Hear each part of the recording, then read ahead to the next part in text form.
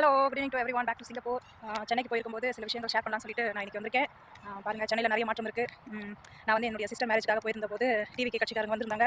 அதுக்கப்புறம் வந்து ஜூன் 7 அன்றைக்கி அந்த ஒதியூர் கிராமத்தில் வந்து டிவிகே காரங்க நிறைய வெஜிடபிள் ரைஸ் எல்லாம் வந்து கொடுத்தாங்க. என் கண் முன்னாடி நான் பார்த்தேன். அதனால் நான் உங்ககிட்ட ஷேர் பண்ணுறேன். டிஎம்கே ஆட்சியில் கூட அவங்களும் நிறைய ஹாஸ்பிட்டல்ஸ் எல்லாம் வந்து நிறைய சூப்பராக கட்டியிருந்தாங்க. திருவள்ளூரில் இந்த ஓமந்தூரில் பார்த்தீங்கன்னா கலைஞர் பீரியடில் கட்டி வச்சதை ஜெயலலிதா அம்மா பீரியடில் வந்து அது பார்லிமெண்ட்டாக ஆக்கணும்னு நினைக்கும் போது அவங்க இல்லை மல்டி ஸ்பெஷல் ஹாஸ்பிட்டல் ஆக்கணும்னு சொல்லிட்டு ஜெயலலிதா அம்மா தான் வந்து அதில் வந்து முழு ஈடுபாடோடு இறங்கி அது வந்து ஹாஸ்பிட்டலாக மாற்றிட்டாங்க. அதுவும் சூப்பராக இருந்தது. அப்புறம் நம்மளால வந்து திருவள்ளூர் வழியாக அரக்கோணம் போவேன். அங்கே போகும்போது ரோடு வந்து சரியாகவே இருக்காது. நான் இப்போலாம் பார்த்தீங்கன்னா அந்த ரோடு கிட்டத்தட்ட பட்டாபுரம்லேருந்து நம்ம சைடில் கட் பண்ணி போனோம்னா ஒரு ரோடு இருக்குது. அந்த ஹைவே சூப்பராக இருக்குங்க. ரொம்ப நீட்டாக இருக்குது, க்ளீனாக இருக்குது. பார்க்கும்போது இந்த மாதிரி ரோடெல்லாம் கூட இந்த ஆட்சியில் போடுறாங்களான்னு போது ரொம்பவே சந்தோஷமாக இருக்குது.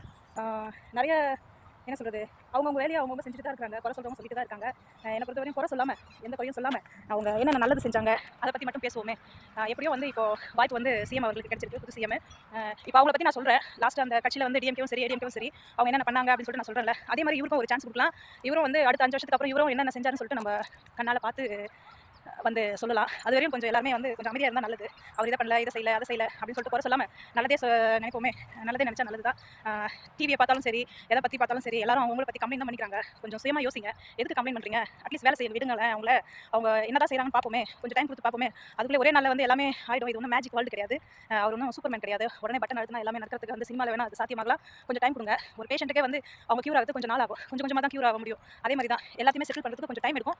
கொஞ்சம் டைம் கொடுத்து பாருங்கள். தேவையில்லாமல் விமர்சிக்கிறது, தேவையில்லாமல் டைம் வேஸ்ட் பண்ணாதீங்க. இன்னைக்கு நியூஸ் பார்க்கவே முடியல. எல்லாரும் பற்றியும் தப்பாக பேசிட்டு இதை பண்ணல அதை பண்ணலன்னு பேசியே நேரத்தை வந்து வீணடிக்கிறீங்க. உங்கள் வேலை நிறைய இருக்குது. நீங்கள் போய் உங்கள் வேலையை பாருங்கள். முடிஞ்சால் நல்லதை மட்டும் பேசுங்க. அவங்க என்னென்ன செஞ்சாங்களோ அதை மட்டும் பேச பாருங்கள். செய்யாததையெல்லாம் வந்து இவங்க அதை பண்ணிட்டாங்க இதை பண்ணிட்டாங்க இந்த பூமரை கலப்புறீங்களா, அதை வந்து கலப்புறதை விடுங்க.